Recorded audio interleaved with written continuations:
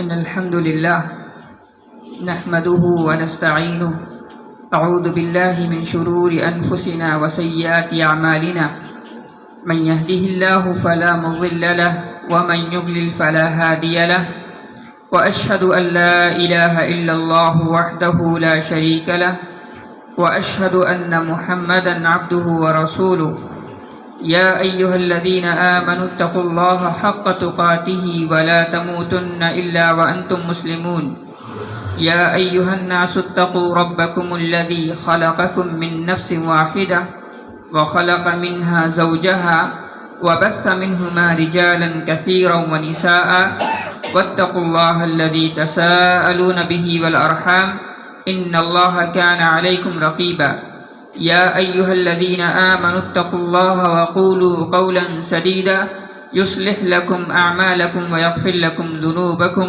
ومن يطع الله ورسوله فقد فاز فوزا عظيما أما بعد فإن خير الحديث كتاب الله وخير الهدي هدي محمد صلى الله عليه وسلم وشر الأمور محدثاتها وكل محدثة بدعة وكل بدعة ضلالة وكل ضلالة في النار أعوذ بالله من الشيطان الرجيم بسم الله الرحمن الرحيم واعبدوا الله ولا تشركوا به شيئا وبالوالدين إحسانا وبذي القربى واليتامى والمساكين والجار ذي القربى والجار الجنب والصاحب بالجنب وقال النبي صلى الله عليه وسلم ما يزال جبريل يوصيني في جاري حتى ظننت أنه سيورثه رواہ مسلم۔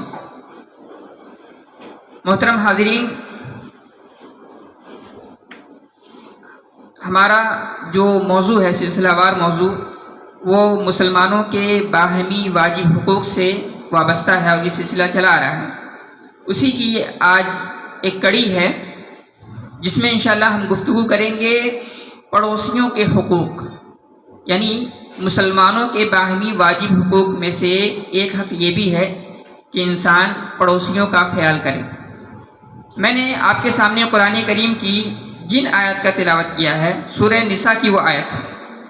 اس آیت میں اللہ رب العالمین نے جہاں بہت سارے احکام کو ذکر کیا ہے، وہیں اس میں اللہ رب العالمین نے پڑوسیوں کے حقوق کے حوالے سے بھی گفتگو کی ہے۔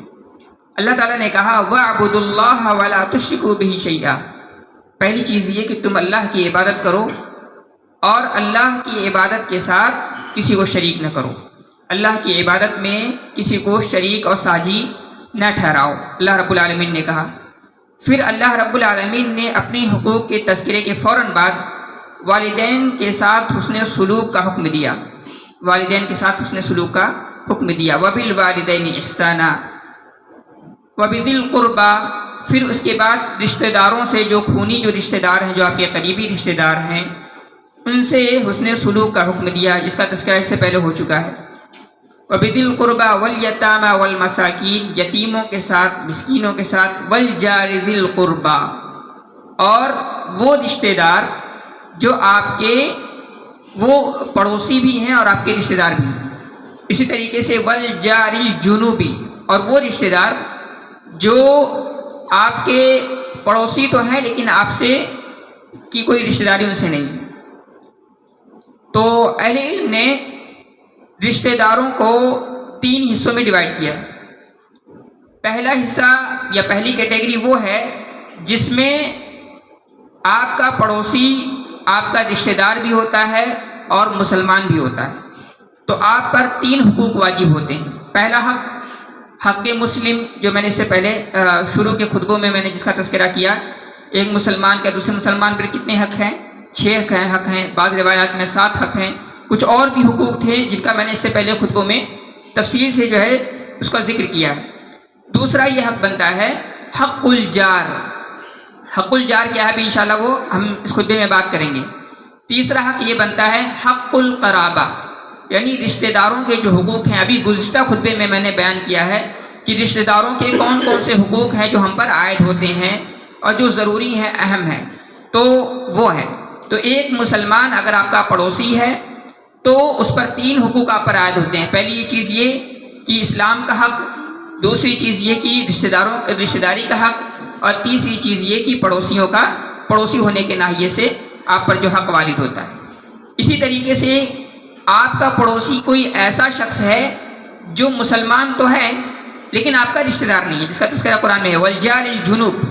اس کا مطلب یہ ہے کہ پڑوسی تو اس پر 2 حق عائد ہوتے ہیں، ایک تو حق اسلام اور دوسرا کیا ہے، حق الجوار. یعنی آپ کا پڑوسی ہے نا، تو پڑوسی کے ناحیے سے جو حقوق آپ پر عائد ہوتے ہیں ان حقوق کو ادا کرنا ہے، جس کی تفصیل انشاءاللہ ابھی ہم ذکر کریں گے. تیسرا حق یہ بنتا ہے کہ آپ کا پڑوسی جو ہے وہ آپ کا پڑوسی ہے، مسلمان نہیں ہے، نہیں آپ کا رشتہ دار ہے.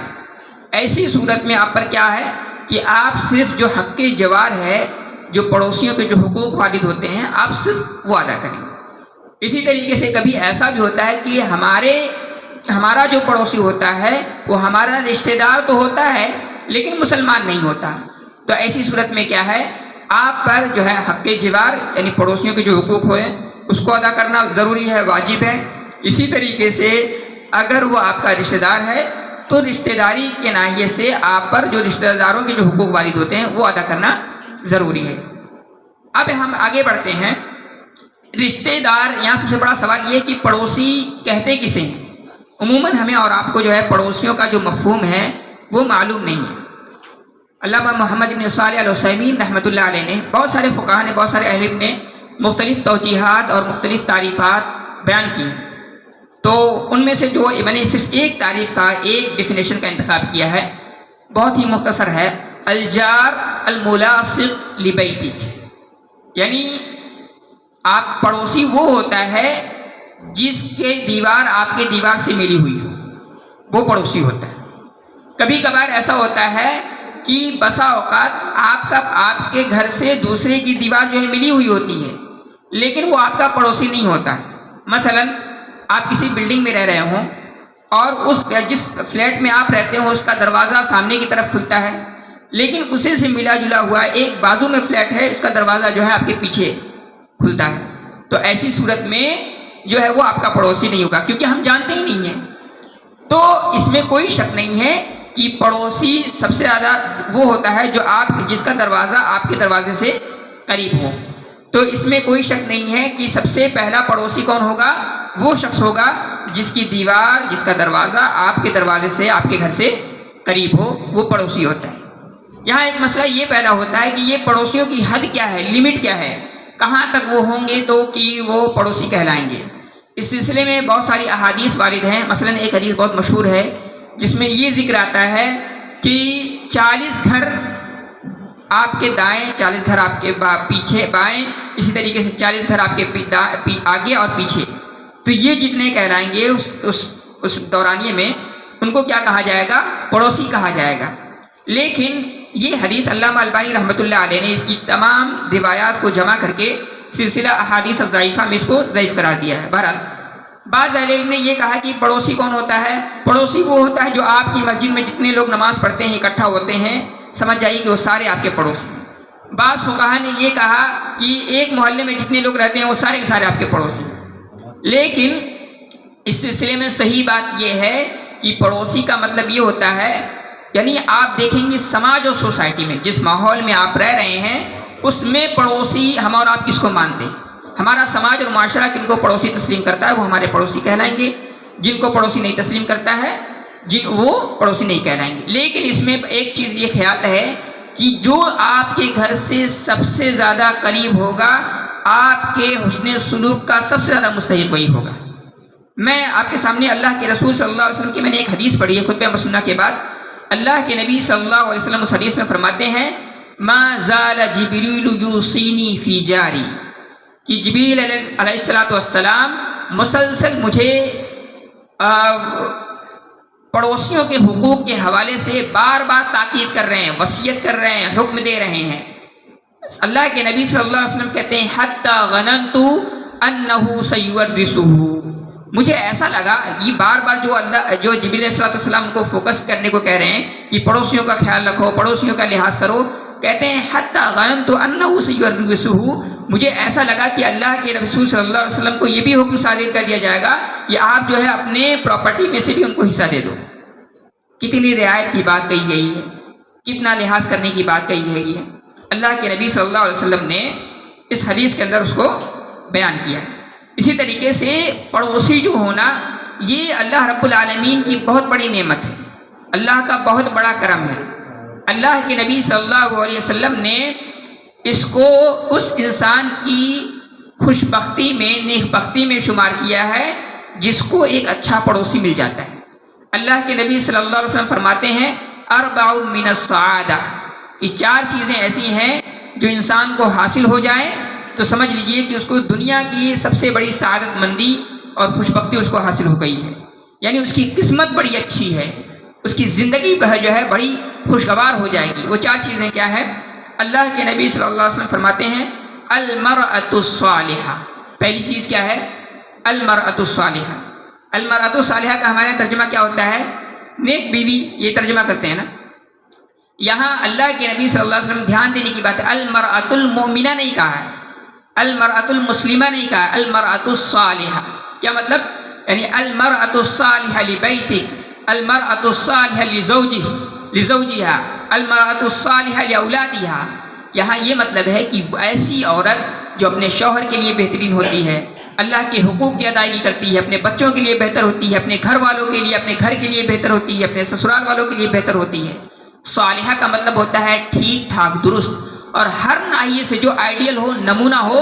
اللہ کے نبی صلی اللہ علیہ وسلم نے اس کو کہا ہے المرأۃ الصالحہ۔ سمجھ میں آ رہی بات؟ بسا اوقات بہت ساری عورتیں ہوتی ہیں، نماز پڑھتی ہیں، بہت تہجد گزار ہوں گی، عبادت کریں گے، قرآن کی تلاوت کرتی ہیں، لیکن رویے ٹھیک نہیں ہوتے، اخلاق صحیح نہیں ہوتا ہے، وہ تفریق کی قائل ہوتی ہیں، وہ پھوٹ ڈالتی ہیں، فتنہ و فساد برپا کرتی ہیں۔ تو اللہ کے نبی صلی اللہ علیہ وسلم نے کہا المرأۃ الصالحہ جو ہے اچھی بیوی، ایک آئیڈیل بیوی، اگر وہ کسی کو مل جاتی ہے تو انسان کی زندگی جو ہے جنت بن جاتی ہے۔ اس کے بعد کہتے ہیں والمسکن الواسع، دوسری چیز یہ ایک انسان کو کشادہ گھر مل جائے۔ شہروں میں گھر کی قیمت کا اندازہ آپ لگائیں، کتنی اس کی اہمیت ہے، کہ لوگ چھوٹے چھوٹے گھروں میں رہتے ہیں، کتنی تنگی سے اور کتنی مشکل سے جو ہے زندگی بسر ہوتی ہے، اور بڑی مشکلوں سے ہم کو کاٹ رہے ہوتے ہیں۔ اللہ تعالیٰ سب کو ایک کشادہ گھر عطا فرمائے، اللہ کی بہت بڑی نعمت ہے۔ اللہ کے نبی صلی اللہ علیہ وسلم کہتے ہیں دوسری چیز یہ ہے المسکن الواسع، اللہ تعالیٰ اگر کسی کو ایک کشادہ گھر دے دیتا ہے، ایک بڑا گھر دے دیتا ہے، تو یہ اللہ کی بہت بڑی نعمت ہے، انسان کو جو ہے دنیا میں ہی جو ہے جنت نصیب ہو گئی۔ اسی طریقے سے تیسری چیز ہے والجار الصالح، اچھا پڑوسی، آئیڈیل پڑوسی، بہترین پڑوسی۔ شکایت ہوتی ہے نا، ہم اور آپ کہیں گھر لینے کی سوچتے ہیں، کہیں پر رینٹ لینے کی سوچتے ہیں، تو یہ بار بار خیال آتا ہے پتہ نہیں ہمارا پڑوسی کیسا ہوگا، ہمارا پڑوسی کیسا ہوگا، نہ جانے کیسا ہوگا، کیا کرے گا ہمارے لیے، ہے نا؟ خیال آتا ہے کہ نہیں؟ اس سے سب سے بڑا جو نقصان ایک یعنی جو ہوتا ہے وہ پڑوسیوں سے ہی ہوتا ہے، کیونکہ پڑوسی جو ہوتا ہے اس کا گھر ہمارے گھر سے قریب ہے، اس کا دروازہ ہمارے دروازے سے قریب ہے، سب ہمارے بارے میں سب سے زیادہ اگر کوئی خبر رکھتا ہے تو ہمارا پڑوسی ہوتا ہے۔ اسی وجہ سے سب سے زیادہ جو خدشات اور جو خطرات جو لاحق ہوتے ہیں وہ پڑوسیوں کی طرف سے ہوتے ہیں۔ تو یہ اللہ رب العالمین کی بہت بڑی سعادت ہے کہ اس کا پڑوسی اس کو اچھا مل جائے۔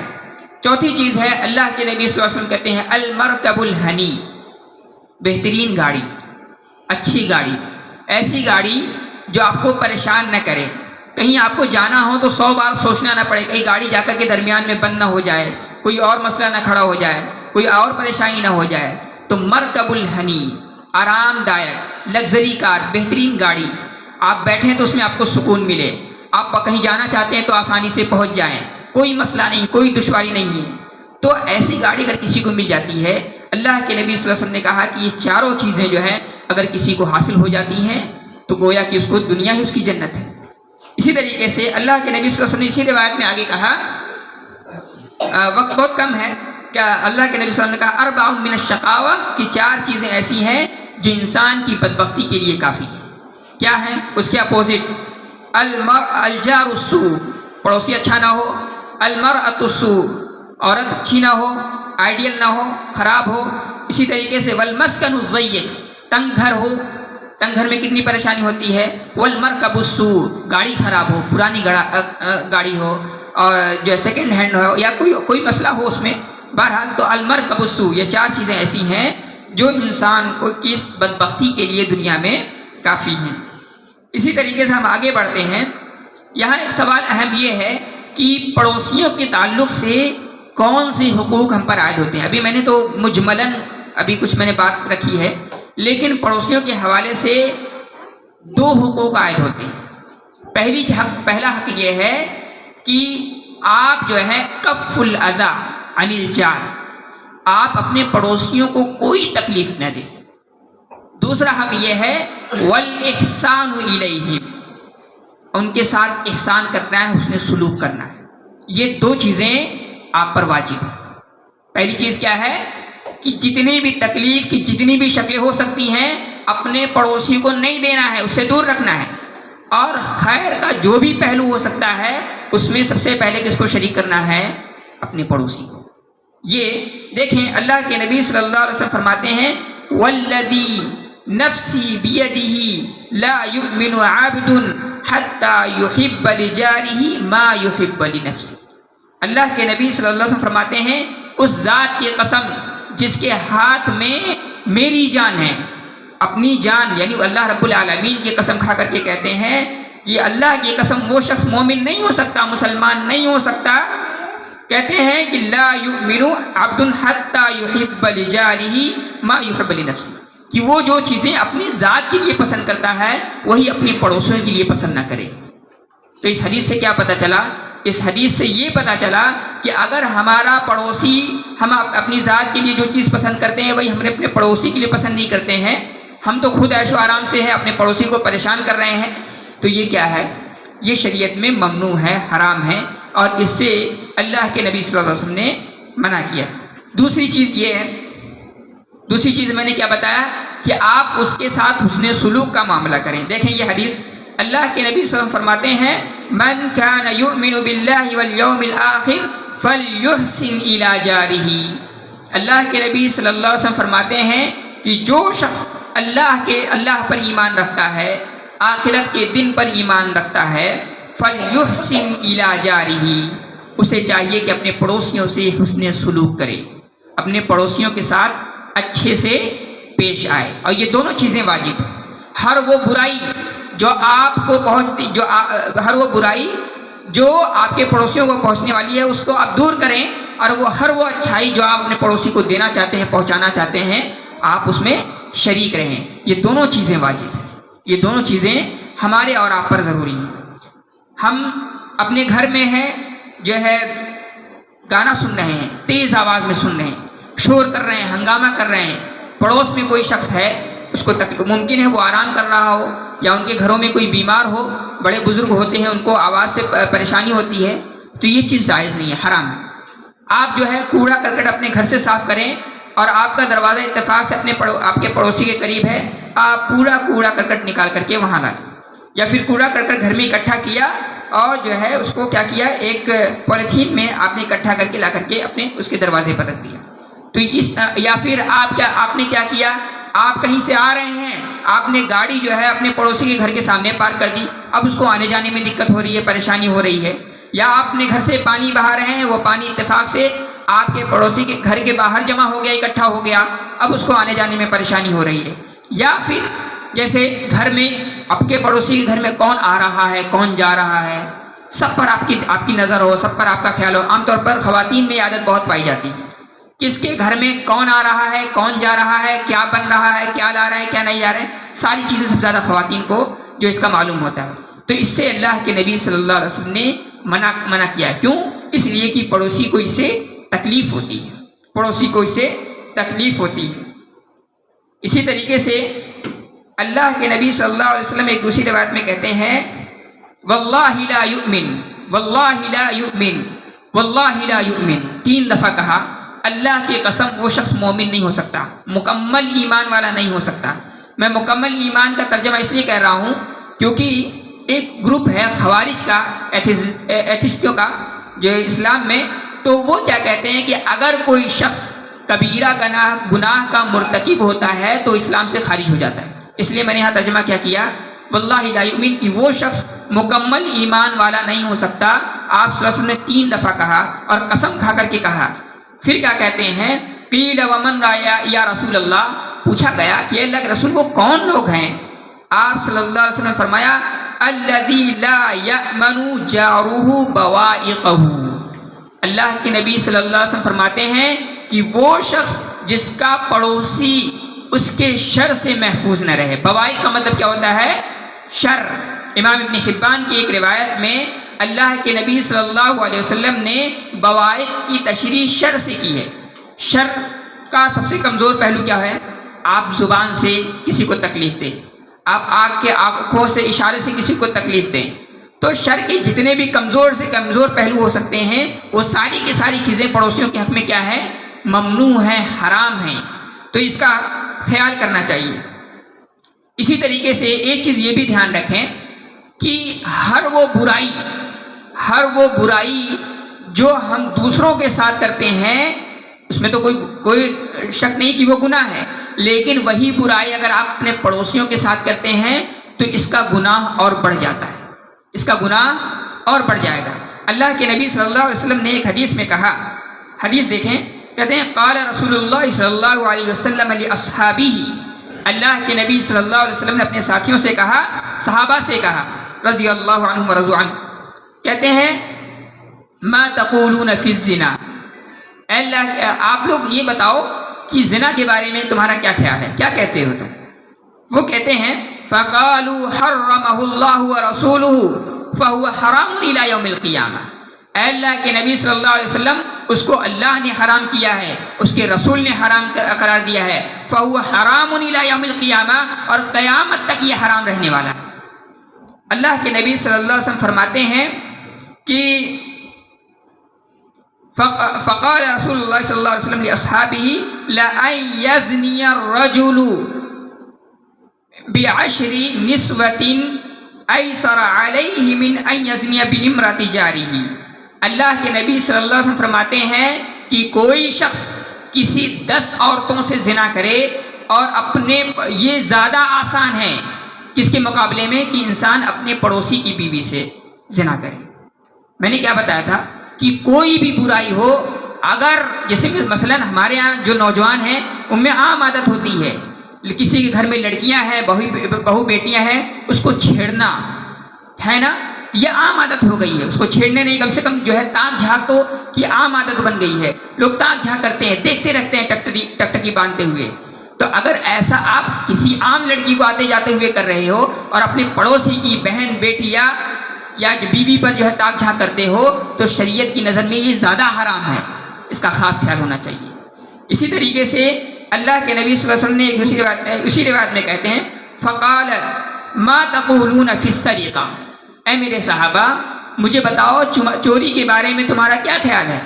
وہ کہتے ہیں فقالوا حرمہ اللہ ورسولہ فہی حرام, کہ یہ تو وہ چیز ہے جس کو اللہ اس کے رسول نے حرام قرار دیا ہے اور یہ حرام ہے ہم پر, ہم تو نہیں کر سکتے ہیں. تو اللہ کے نبی صلی اللہ علیہ وسلم نے کہا لأن یسرق الرجل من عشرۃ ابیات ایسر علیہ من ان یسرق من جارہ. اللہ کے نبی صلی اللہ علیہ وسلم فرماتے ہیں کہ کوئی شخص 10 گھروں میں چوری کرے, کسی بھی گھر میں کسی کے یہاں بھی چلا جائے, 10 گھروں میں چوری کرے, اس کا گناہ اس پر زیادہ ہلکا ہوگا بنسبت اس کے کہ آدمی اپنے پڑوسی کے گھر میں چوری کرے. آپ 10 گھروں میں چوری کر لیں یہ معمولی بات ہوگی, لیکن اپنے پڑوسی کے گھر میں چوری کر لیں گے تو ان 10 گھروں پر بھی بھاری پڑ جائے گا. میں نے کیا کہا تھا کہ کوئی بھی گناہ اگر آپ دوسروں کے ساتھ کرتے ہیں تو اور وہی کام آپ اپنے پڑوسیوں کے حق میں کرتے ہیں تو ایسی صورت میں پڑوسیوں کے ساتھ آپ نے جو گناہ کیا ہے, جو جرم کیا ہے, یہ کئی گنا بڑھ جاتا ہے, کئی گنا بڑھ جاتا ہے. اس لیے پڑوسیوں کے حوالے سے ہمیں اور آپ کو سب سے زیادہ محتاط رہنے کی ضرورت ہے اور سب سے زیادہ احتیاط برتنے کی ضرورت ہے. ہم اور آپ اس کو بہت معمولی سمجھتے ہیں.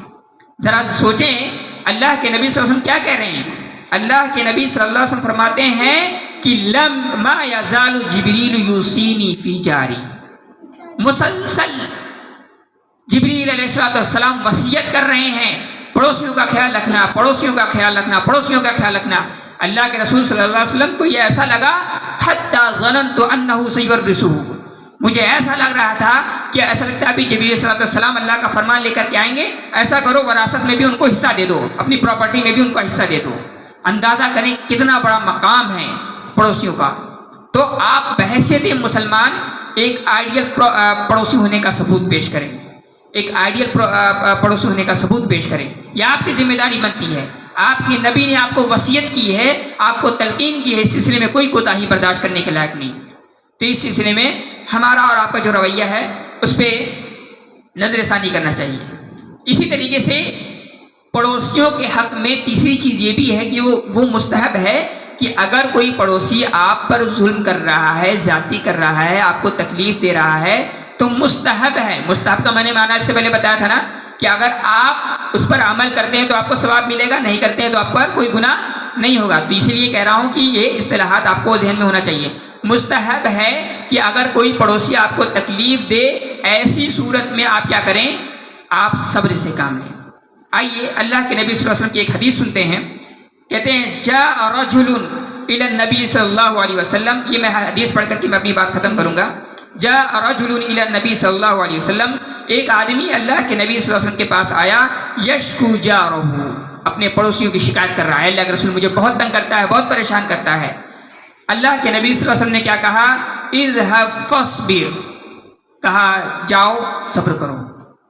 ہو سکتا ہے کبھی انسان کو بعد میں احساس ہوتا ہے، ریلائز ہوتا ہے، رک جاتا ہے۔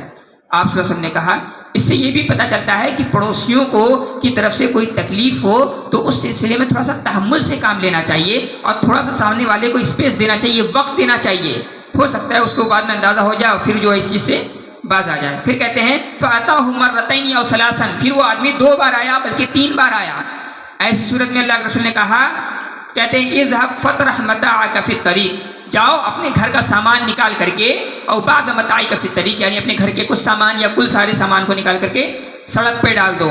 پھر کہتے ہیں فجعل الناس يسألونه، تو لوگ جو گزرنے والے ہوتے تھے وہ پوچھنے لگے کہ بھائی کیا معاملہ ہے؟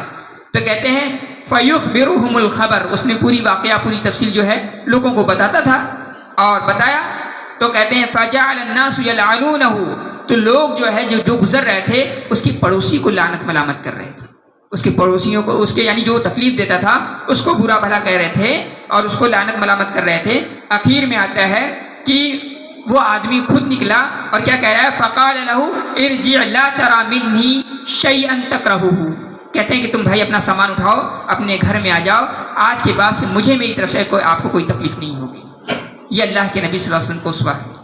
تو ایک آئیڈیل مسلمان ہونے کی آپ بنیں گے انشاءاللہ، تو آپ ایک آئیڈیل پڑوسی بھی بنیں گے، ایک آئیڈیل رشتہ دار بھی بنیں گے، ایک آئیڈیل شوہر بھی بنیں گے، ایک آئیڈیل باپ اور بیٹے اور بہت ساری چیزیں بنیں گے، ایک انسان بھی بنیں گے۔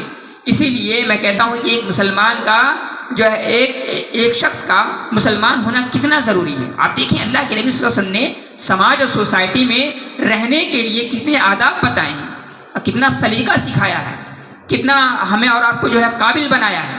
تو ان تمام چیزوں پر ہماری توجہ ہونی چاہیے۔ وقت ختم ہے، اللہ تعالیٰ سے دعا رب العالمین ہماری اور آپ کی اصلاح فرمائے، آمین۔ وآخر دعوانا الحمد للہ رب العالمین۔